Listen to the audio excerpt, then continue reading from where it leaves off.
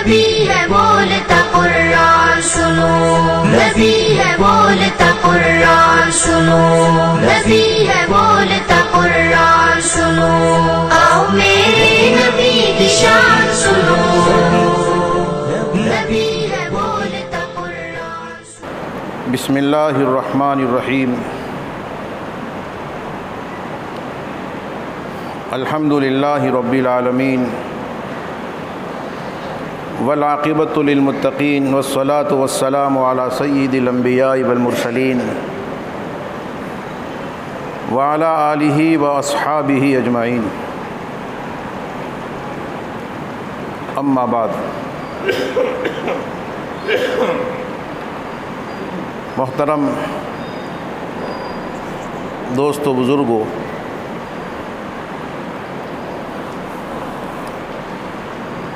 اللہ جل جلالہ عم نوالہ نے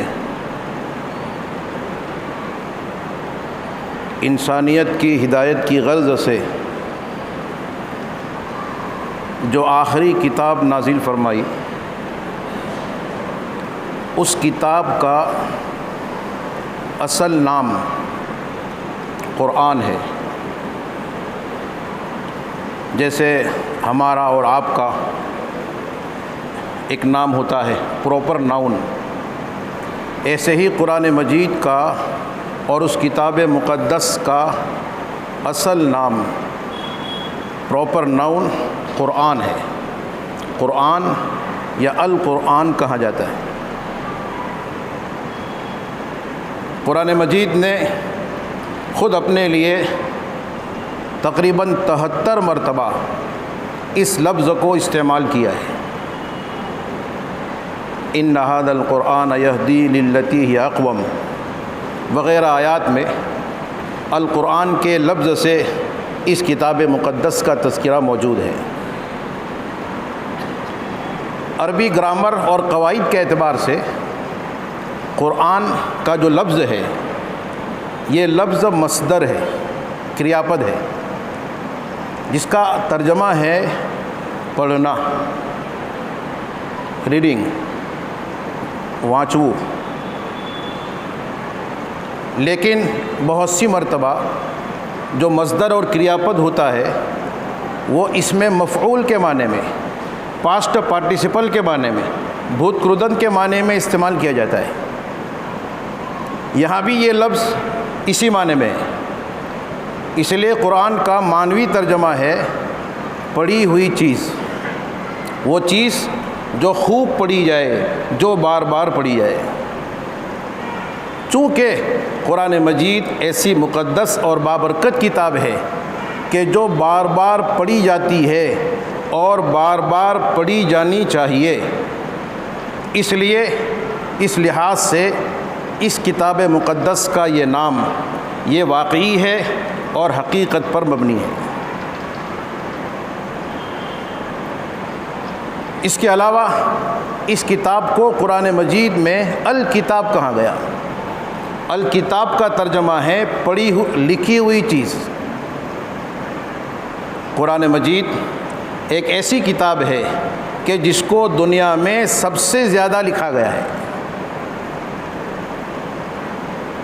جب پرنٹنگ کا زمانہ نہیں تھا اس وقت لوگوں نے قرآن مجید لکھنے کو اپنی سب سے بڑی سعادت سمجھتے ہوئے اپنے ہاتھوں سے قرآن مجید کو لکھا۔ حضرت اورنگزیب عالمگیر رحمۃ اللہ علیہ کے ذریعہ معاش کے تعلق سے یہ بات مشہور ہے کہ آپ اپنے ہاتھوں سے قرآن مجید کو لکھتے تھے اور اس کو فروخت کرتے تھے، اور اس کی جو آمدنی ہوتی تھی اس آمدنی کے ذریعے سے اپنا گزر بسر کرتے تھے۔ اور آج جب کہ پرنٹ کا اور قسم کی طباعت کا زمانہ آیا، اس میں بھی قرآن مجید کو بہت سے حضرات ہاتھوں سے لکھنے کو اپنی سعادت سمجھتے ہیں اور مختلف طرز و انداز سے اس کتاب مقدس کو لکھتے ہیں اور اس کو اپنے لیے بہت بڑی خیر کا ذریعہ سمجھتے ہیں۔ تو سب سے زیادہ پڑھی جانے والی یہ کتاب ہے، اس لحاظ سے اس کا نام قرآن ہے، اور سب سے زیادہ لکھی جانے والی یہ کتاب ہے، اس لحاظ سے اس کا نام کتاب ہے۔ بلکہ علماء نے یہ بھی فرمایا کہ اس کتاب کا کہ یہ دو نام رکھے جانا اور ان دو ناموں سے اس کا فیمس اور مشہور ہو جانا یہ اس بات کی طرف اشارہ کرتا ہے کہ قرآن کی حفاظت دونوں جگہ ضروری ہے۔ ایک انسان کا سینے میں پڑھ کر محفوظ کی جائے، سینے میں محفوظ کر کے اس کو پڑھا جائے، یہ بھی ضروری ہے، اور اوراق میں اور کاغذوں میں اس کو لکھا جائے اور اس طرح اس کی نشر و اشاعت کی جائے، یہ بھی ضروری ہے۔ اللہ نے سینے کو بھی قرآن کی حفاظت کا ذریعہ بنایا اور اللہ نے اوراق کو بھی قرآن کی حفاظت کا ذریعہ بنایا۔ سینے میں محفوظ کر کے بھی قرآن کی حفاظت کا نظام بنایا گیا اور اوراق میں اس کو لکھ کر بھی قرآن کی حفاظت کا نظام بنایا گیا، تاکہ یہ کتاب ہر قسم کے شک و شبہ سے محفوظ ہو جائے، اس میں کوئی ڈاؤٹ نہ رہے۔ اس کے علاوہ اور مختلف ناموں سے اللہ جل شانہ نے اپنی اس مقدس کتاب کو ذکر کیا ہے۔ الذکر کا لفظ ہے، الفرقان کا لفظ ہے، التنزیر کا لفظ ہے، اور صفات کے طور پر تو قرآن مجید کے بہت سارے نام اللہ پاک نے اپنے اس کلام میں ذکر کیے ہیں۔ اس کتاب کو نور کہا گیا، اس کتاب کو ہدا یعنی ہدایت کا ذریعہ کہا گیا، اس کتاب کو بشیر و نذیر یعنی خوشخبری سنانے والا، انجام سے آگاہ کرنے والا یہ کہا گیا، اس کتاب کو موعظت یعنی سراسر سامان نصیحت فرمایا گیا، اس کتاب کو رحیم، اس کتاب کو مجید، کریم، حکیم یعنی حکمت والا کلام، بزرگی والا کلام، عزت و عظمت والا کلام، مبارک برکت والا کلام، رحمت والا کلام، کتاب مبین یعنی واضح اور صاف صاف طور پر باتوں کو بیان کرنے والا کلام۔ اس طرح مختلف صفات کے ساتھ بھی اللہ جل شانہ نے اس مقدس کتاب کا ذکر اپنے کلام میں کیا ہے۔ علماء نے قرآن کی اصطلاحی تعریف یعنی علماء اور فن کی پریبھاشا میں قرآن کسے کہتے ہیں اس کو واضح کرتے ہوئے یہ فرمایا کہ قرآن اللہ کا وہ کلام ہے جو حضرت محمد مصطفیٰ صلی اللہ علیہ وسلم پر لفظ بلفظ نازل ہوا، اس کے ہو بہو الفاظ حضرت نبی کریم صلی اللہ علیہ وسلم پر اتارے گئے، اور پھر آپ صلی اللہ علیہ وسلم سے ہم تک کسی شک و شبہ کے بغیر تواتر کے ساتھ وہ کلام پہنچا، جس کی شروعات سورہ فاتحہ الحمدللہ رب العالمین سے ہوتی ہے اور جس کی انتہا سورہ ناس یعنی من الجنۃ والناس پر ہوتی ہے۔ اس کلام کو، اس کلام الہی کو قرآن مجید کہا جاتا ہے۔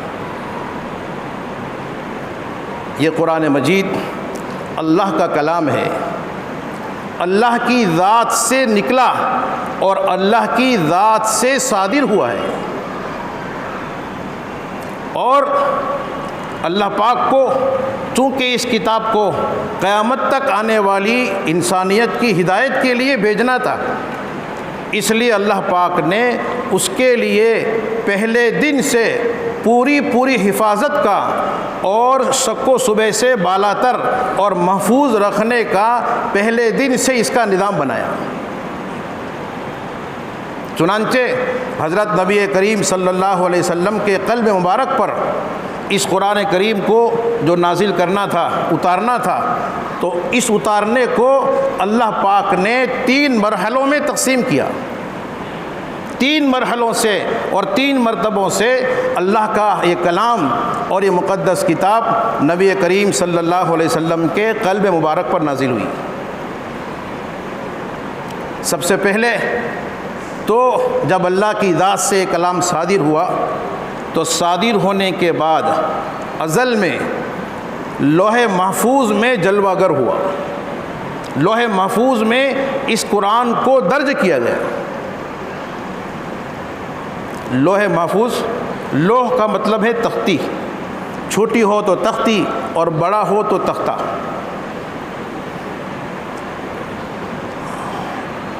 یہ تختی یا تختہ کیا ہے، کس چیز سے بنا ہے، اس کا مٹیریل کیا ہے، لکڑی کا ہے، ہڈی کا ہے، لوہے کا ہے، کاغذ کا ہے، اس سلسلے میں کوئی تفصیل یقینی طور پر منقول نہیں ہے۔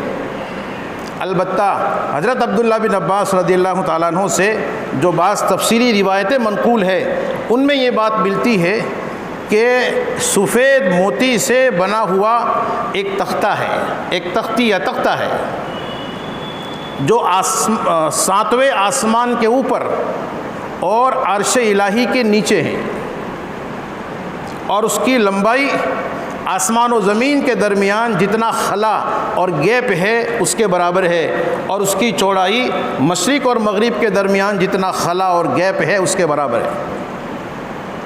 اتنا بڑا، اتنا لمبا اور اتنا چوڑا ایک تختہ ہے، ایک لوح ہے۔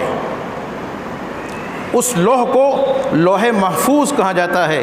محفوظ یعنی سیف، جو محفوظ ہے، جہاں شیطان کی اور ناپاک لوگوں کی رسائی نہیں ہو سکتی، جہاں کوئی خرد برد کرنا چاہے، ودگٹ کرنا چاہے تو نہیں کر سکتا۔ اللہ کی مرضی کے خلاف کسی کی دسترس وہاں نہیں ہے۔ ایسی تختی کو لوح محفوظ کہا جاتا ہے۔ تو اللہ جل شانہ نے سب سے پہلے اس مقدس کتاب کو پہلے مرحلے میں اس لوح محفوظ میں درج کیا۔ قرآن میں فرمایا گیا بل هو قرآن مجید فی لوح محفوظ، بلکہ یہ باعظمت قرآن ہے، بلند پایا قرآن ہے جو لوح محفوظ میں درج ہے۔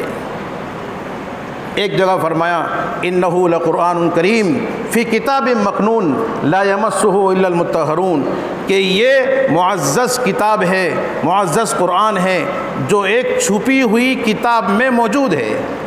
چھپی ہوئی کتاب سے مراد لوح محفوظ ہے، وہ شیطان کی دسترس سے بھی محفوظ ہے اور عام لوگوں کی نظروں سے بھی اوجھل ہے، ہر ایک کو دکھائی نہیں دیتی۔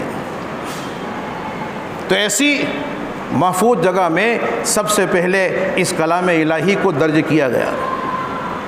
یہ پہلا مرحلہ۔ پھر دوسرا مرحلہ یہ ہوا کہ اللہ جل شانہ کے حکم سے لوح محفوظ سے آسمان دنیا کے، آسمان دنیا یعنی نیچے کا پہلا آسمان، اس نیچے کے پہلے آسمان کا ایک مقام، جس مقام کو بیت العزت کہا جاتا ہے، اس کا دوسرا نام البیت المعمور ہے۔ قرآن میں بھی اس البیت المعمور کا تذکرہ ہے۔ تو آسمان دنیا کے اس البیت المعمور، اس بیت العزت میں لوح محفوظ سے اتارا گیا۔ جیسے زمین پر زمین والوں کی عبادت کے لیے کعبۃ اللہ ہے، جس کی طرف رخ کر کے نماز پڑھی جاتی ہے، جس کے ارد گرد طواف کیا جاتا ہے، جہاں اللہ کی رحمتیں اور برکتیں خوب برستی ہے، ایسے ہی آسمان والوں کی عبادت کے لیے اللہ جل شانہ نے آخری آسمان پر، یعنی پہلے آسمان پر، آسمان دنیا پر ایک گھر بنایا ہے۔ یہ کعبہ کے بالکل سیدھ میں، اس کی محاذات میں ہے۔ اگر اوپر سے کوئی چیز گرے تو سیدھی کعبہ پر گرے، ایسے ہی اس کی محاذات اور سیدھ میں گھر ہے، جس گھر میں جو ہے فرشتے کی بڑی تعداد، فرشتوں کی بڑی تعداد عبادت کے لیے اللہ کے حکم سے موجود ہیں، جو ہزاروں کی تعداد میں اس کا طواف کرتی ہے۔ یہ ایک مقدس مقام ہے۔ تو اللہ جل شانہ نے لوح محفوظ سے اس بیت العزت میں، اس البیت المعمور میں قرآن مجید کو اتارا۔ یہ ایک ساتھ اتارا گیا، پورا اتارا گیا۔ قرآن میں اللہ تعالیٰ نے اس کا تذکرہ کیا ہے، شہر رمضان الذی انزل فیہ القرآن، رمضان کا مہینہ وہ مہینہ ہے جس میں قرآن کو اتارا گیا۔ دوسری جگہ فرمایا انا انزلناہ فی لیلۃ القدر، کہ ہم نے اس مبارک کلام کو شب قدر میں اتارا ہے۔ تیسری جگہ فرمایا انا انزلناہ فی لیلۃ مبارکہ، ہم نے اس قرآن کو مبارک رات میں اتارا ہے۔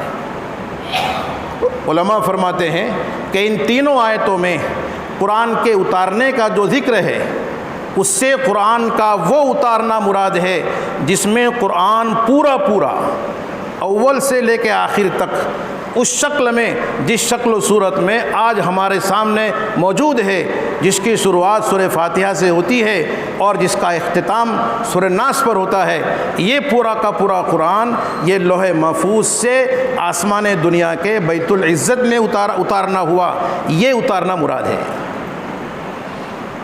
پورا اتارا گیا۔ اور ایک آیت نے کہا یہ رمضان میں اتارا گیا، دوسری آیت نے کہا یہ شب قدر میں اتارا گیا، اور تیسری آیت نے کہا یہ مبارک رات میں اتارا گیا۔ تو مبارک رات سے مراد وہی شب قدر ہے، اور شب قدر رمضان میں تھی، تو اب مبارک رات میں اتارنا بھی کہہ سکتے ہیں، شب قدر میں اتارنا بھی کہہ سکتے ہیں، اور رمضان میں اتارنا بھی کہہ سکتے ہیں، ایک ہی بات ہے۔ تو اللہ نے وہاں سے یہاں اتارا۔ یہ اتارنا کیوں تھا؟ اس کی سب سے بڑی حکمت علماء کرام نے بیان فرمائی کہ قرآن یہ اللہ کے نبی صلی اللہ علیہ وسلم کے قلب مبارک کے علاوہ اور دو جگہ پر محفوظ ہے، ایک لوح محفوظ میں اور ایک بیت العزت میں موجود ہے، اور اس طرح وہ شک و شبہ سے بالاتر ہے۔ یہ بات انسانیت کے سامنے ظاہر کرنے کے لیے، اس کے علاوہ آسمانوں کے فرشتوں کے سامنے یہ بات واضح کرنے کے لیے کہ یہ عظیم الشان کتاب ہے جو اہل زمین کی ہدایت کے لیے اتاری جانے والی ہے۔ ان حکمتوں کے پیش نظر اللہ پاک نے دوسرے مرحلے میں قرآن مجید کو اس طرح نازل فرمایا۔ پھر تیسرا مرحلہ آیا، تو تیسرے مرحلے میں قرآن مجید کو تدریجی طور پر اتارا گیا۔ تدریجی طور پر یعنی تھوڑا تھوڑا کر کے، پورا قرآن ایک ساتھ نہیں اترا بلکہ تھوڑا تھوڑا اترا۔ 23 سال میں حضرت نبی کریم صلی اللہ علیہ وسلم کے مبارک دل پر اس قرآن کو اتارا گیا۔ یہ نزول تدریجی ہوا، حسب موقع، حسب ضرورت، جیسی جیسی ضرورت پڑی، جیسا جیسا موقع آیا، اس موقع کے مطابق اللہ پاک نے حضور اکرم صلی اللہ علیہ وسلم پر اس قرآن کو اتارا۔ قرآن مجید میں بہت سی جگہوں پر اس اتارنے کا بھی تذکرہ ہے، اس کے لیے تنزیل کا لفظ استعمال کیا گیا۔ عربی میں اتارنے کے لیے کئی الفاظ آتے ہیں، اس میں سے 2 الفاظ قرآن کے لیے استعمال ہوئے ہیں، ایک انزال کا اور ایک تنزیل کا۔ انزال کا ترجمہ بھی ہے اتارنا، اور تنزیل کا ترجمہ بھی اتارنا ہے، لیکن دونوں میں کچھ فرق علماء نے تحریر کیا ہے۔ انزال کا ترجمہ کا مطلب یہ ہوتا ہے کہ یک بارگی، پورا پورا اتار دینا۔ اکثر اور عموماً یہ لفظ اسی معنی میں استعمال ہوتا ہے، کبھی کبھی دوسرے معنی میں بھی ہوتا ہے، لیکن اکثر اس معنی میں ہوتا ہے۔ اور تنزیل کا ترجمہ بھی اتارنا ہے، لیکن اس کا مطلب ہے تھوڑا تھوڑا اتارنا۔ تو قرآن میں اس کا بھی تذکرہ ہے، قُلْ نَزَّلَهُ رُوحُ الْقُدُسِ مِنْ رَبِّكَ بِالْحَقِّ، اللہ پاک فرماتے ہیں وَإِنَّهُ لَتَنزِيلُ رَبِّ الْعَالَمِينَ نَزَلَ بِهِ الرُّوحُ الْأَمِينُ عَلَى قَلْبِكَ لِتَكُونَ مِنَ الْمُنذِرِينَ بِلِسَانٍ عَرَبِيٍّ مُبِينٍ۔ ایک مقام پر اللہ نے فرمایا فَإِنَّهُ نَزَّلَهُ عَلَى قَلْبِكَ، کہ اللہ پاک نے نبی کریم صلی اللہ علیہ وسلم کے قلب مبارک پر اس قرآن کو اتارا۔ تو یہ قرآن مجید تیسرے مرحلے میں آسمان دنیا کے بیت العزت سے نبی کریم صلی اللہ علیہ وسلم کے قلب مبارک پر اتارا گیا۔ تھوڑا تھوڑا حسب ضرورت، حسب موقع اتارا گیا، لیکن اس اتارنے کی شروعات یہ بھی رمضان کی شب قدر میں ہوئی۔ رمضان کے مہینے کی شب قدر تھی، اور وہ رات تھی، وہ تاریخ تھی کہ جس تاریخ کو آئندہ غزوہ بدر کا واقعہ پیش آیا۔ مشہور ہے کہ وہ تاریخ 17 رمضان تھی، اور بعض علماء نے 27 رمضان بھی بتائی ہے۔ بہرحال 17 رمضان ہو یا 27 رمضان ہو، یہ بات طے ہیں کہ رمضان میں، شب قدر میں، اور اس رات میں، اس تاریخ میں جس تاریخ میں غزوہ بدر کا واقعہ پیش آیا، اس میں قرآن کریم کے نبی کریم صلی اللہ علیہ وسلم پر اتارے جانے کی شروعات ہوئی۔ حضرت عائشہ صدیقہ رضی اللہ تعالیٰ عنہ حضور اکرم صلی اللہ علیہ وسلم پر قرآن شریف اتارے جانے کا واقعہ بیان کرتی ہے۔ بخاری شریف میں اور دوسری کتب حدیث میں اس واقعے کو تفصیل کے ساتھ ذکر فرمایا گیا۔ آپ فرماتی ہے کہ نبی کریم صلی اللہ علیہ وسلم پر نبوت کی شروعات سچے اور اچھے خوابوں سے ہوئی، یعنی باقاعدہ قرآن مجید اتارے جانے سے پہلے نبوت کی تمہید کے طور پر نبی کریم صلی اللہ علیہ وسلم کو سچے اور اچھے خواب دکھائے جانے لگے۔ آپ جو بھی خواب دیکھتے وہ صبح کی سفیدی کی طرح ظاہر ہو کر رہتے، اور اس کی وجہ سے نبی کریم صلی اللہ علیہ وسلم کو تنہائی میں رہنے اور اللہ کی عبادت کرنے کا شوق پیدا ہوا۔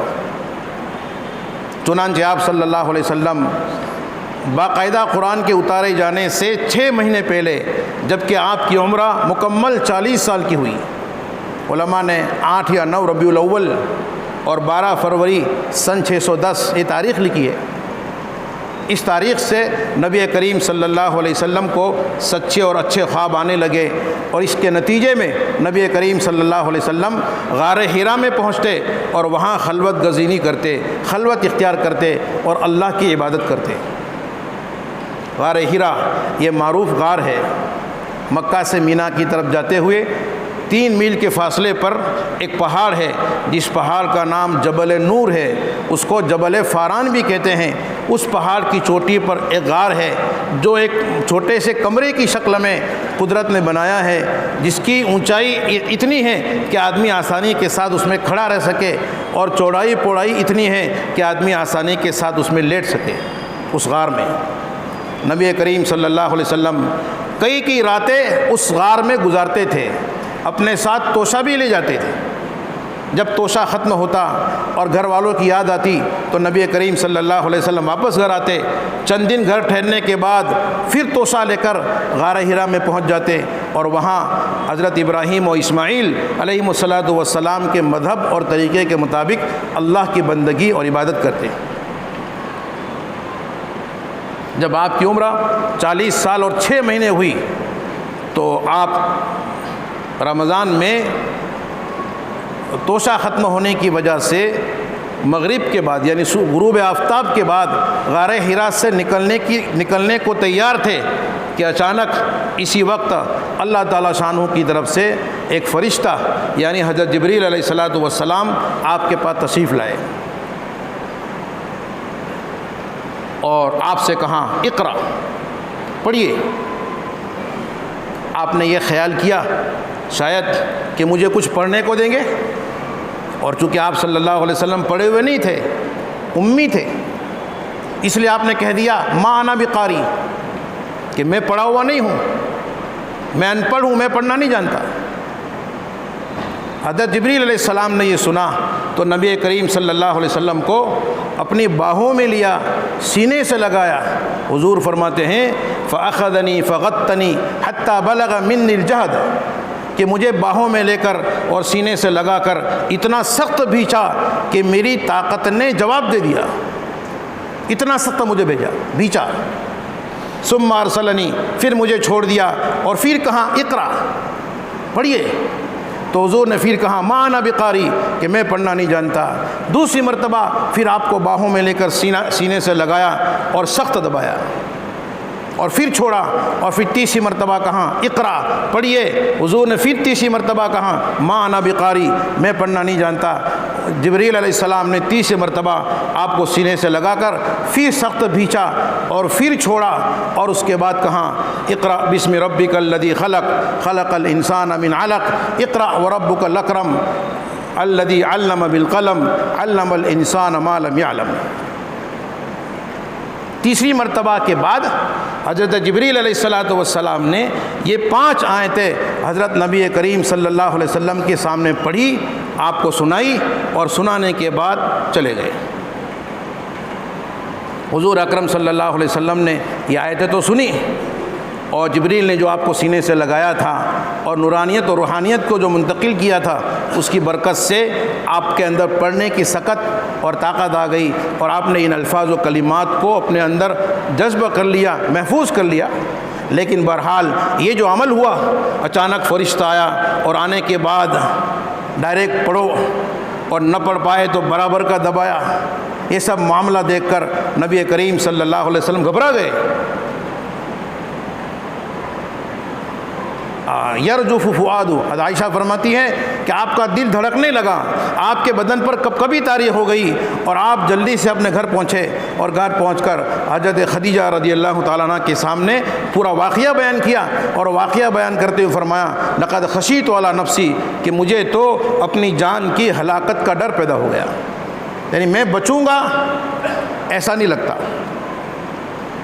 حضرت خدیجہ رضی اللہ تعالیٰ عنہ ایک سمجھدار اور ہوشیار اور ذہین خاتون تھی، نبی کریم صلی اللہ علیہ وسلم کے اعلیٰ قسم کے اخلاق کو اب تک کی زندگی میں انہوں نے دیکھا تھا، تو انہوں نے فوراً نبی کریم صلی اللہ علیہ وسلم کو تسلی دی، ہمت بندھائی، ڈھارس بندھائی، اور کہا کلا، ہرگز نہیں، یعنی اللہ پاک آپ کو ہلاک نہیں کریں گے، آپ کی جان کا کوئی خطرہ نہیں ہے۔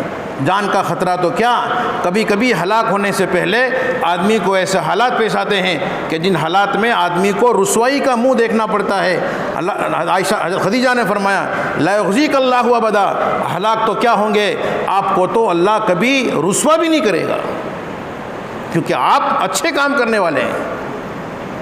پھر آپ نے نبی کریم صلی اللہ علیہ وسلم کے جو اچھے کام تھے، جو اچھے اخلاق تھے، لوگوں کے ساتھ جو آپ کا بہتر سلوک تھا، اس سلوک کو گنوایا اور اس کو ذکر کیا۔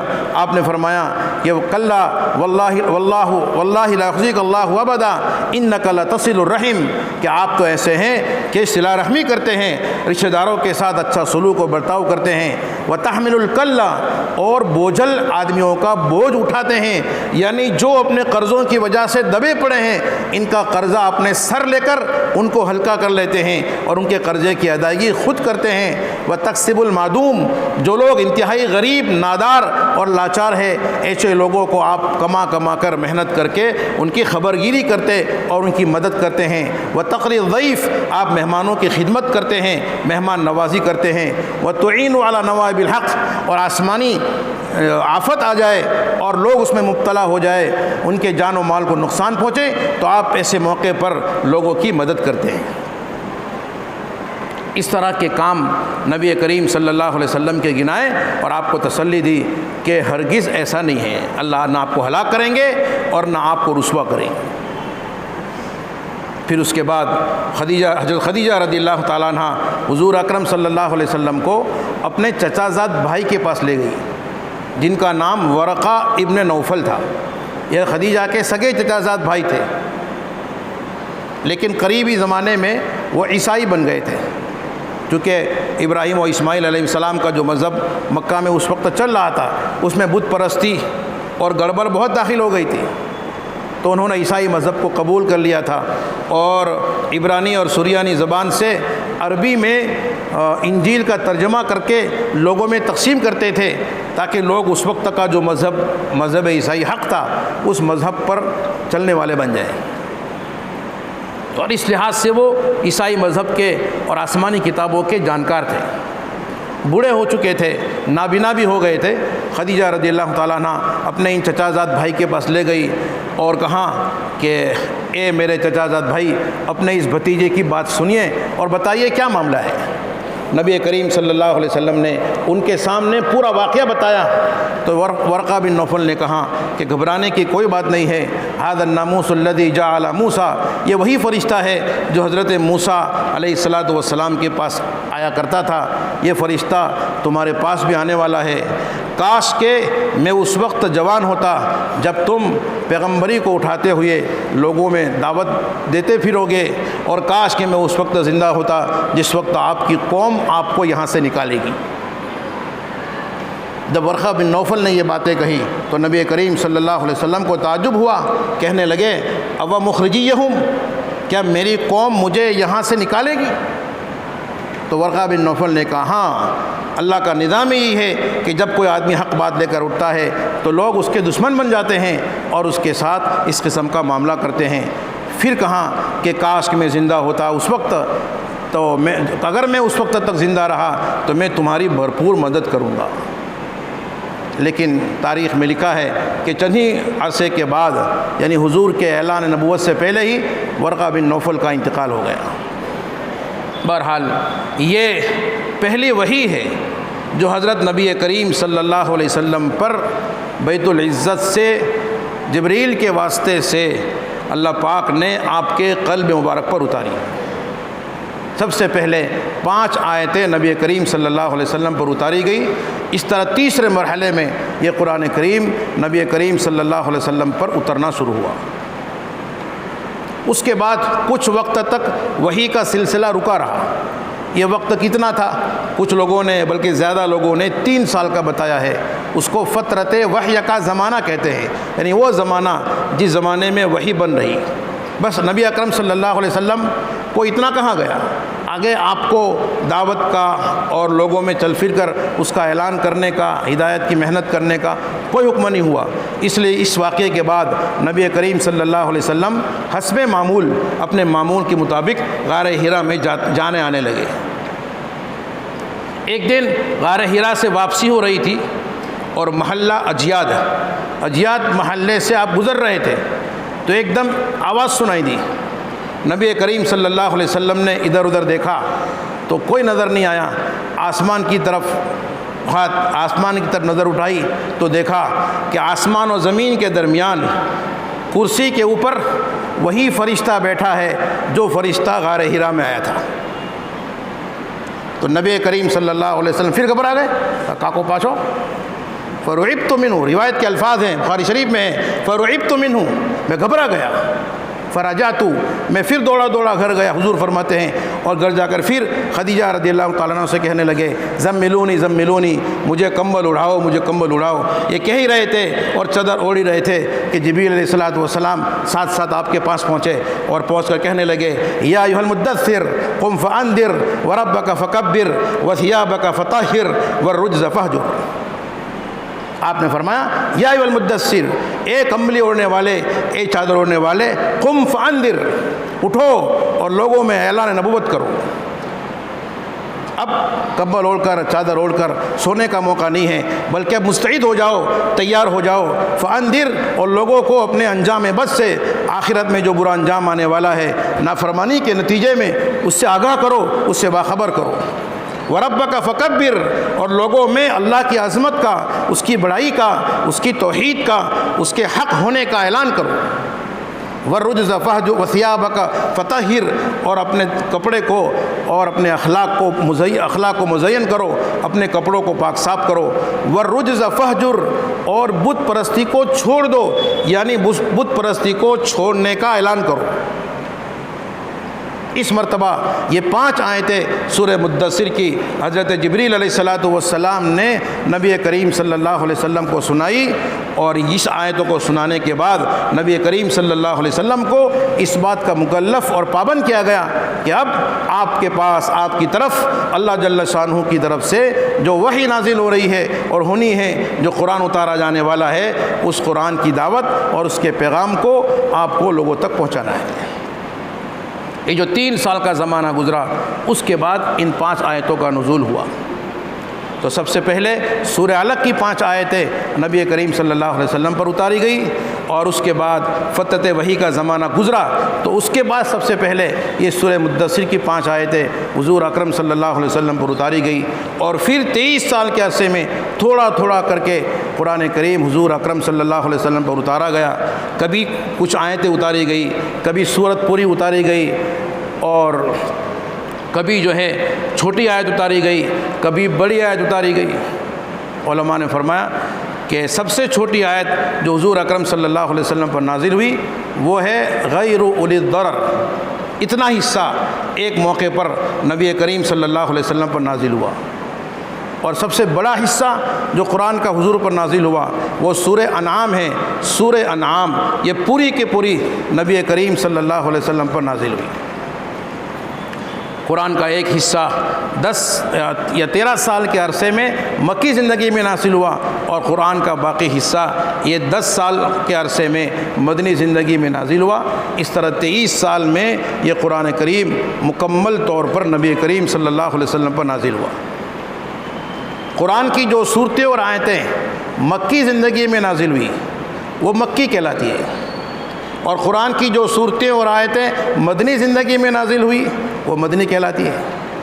مکی زندگی کا مطلب ہے آپ صلی اللہ علیہ وسلم کو نبوت ملی اس وقت سے لے کر ہجرت والا سفر کر کے آپ صلی اللہ علیہ وسلم مدینہ پہنچے، اس سے پہلے تک کی جو زندگی ہے وہ مکی زندگی کہلاتی ہے۔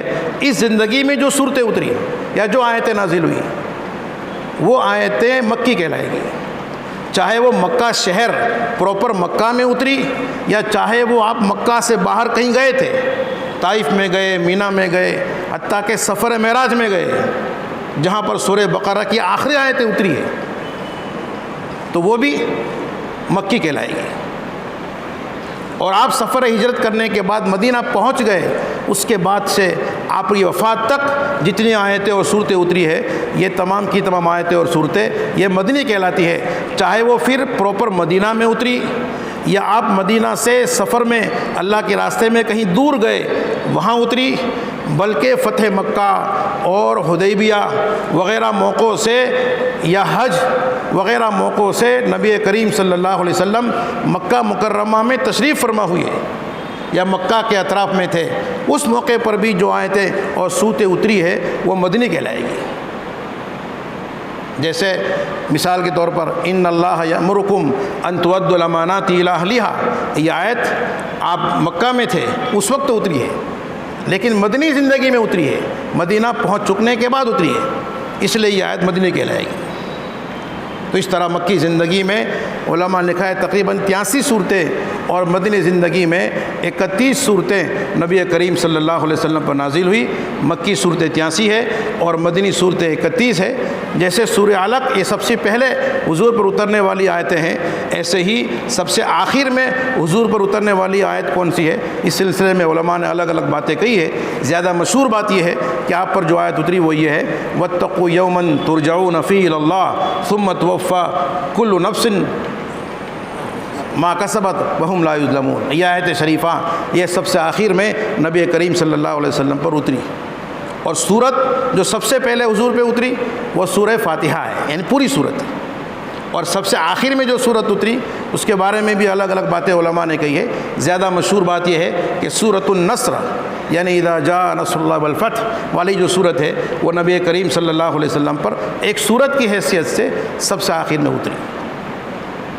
اس طرح جو ہے یہ 23 سال کے عرصے میں نبی کریم صلی اللہ علیہ وسلم پر پورا قرآن اترا، اور پھر نبی کریم صلی اللہ علیہ وسلم کے حکم سے صحابہ کرام نے اس کی لکھنے کا اور اس کی حفاظت کا نظام بنایا، اور یہ قرآن حضرت جبریل کے واسطے سے اور وحی کے راستے سے نبی کریم صلی اللہ علیہ وسلم پر نازل ہوا۔ انشاءاللہ آئندہ موقع پر وحی ہے اور قرآن کی حفاظت کے لیے جو ہے حضور پر اترنے کے بعد صحابہ کرام نے اور بعد کے علماء امت نے کیا کیا محنتیں کی ہے اس کا تذکرہ کیا جائے گا۔ اللہ پاک ہم تمام کو عمل کرنے کی توفیق عطا فرمائے۔